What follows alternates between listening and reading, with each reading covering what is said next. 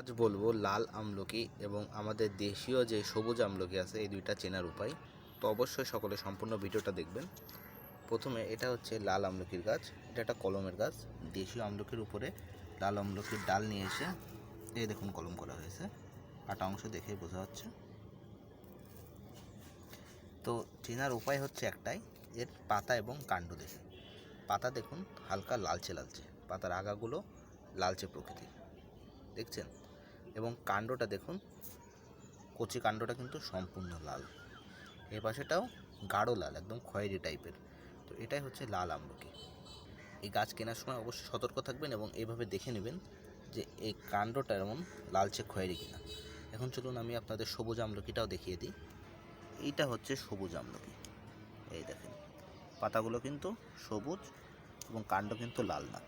তো অবশ্যই এগুলো খেয়াল করে আমলকি গাছ কিনে থাকবেন।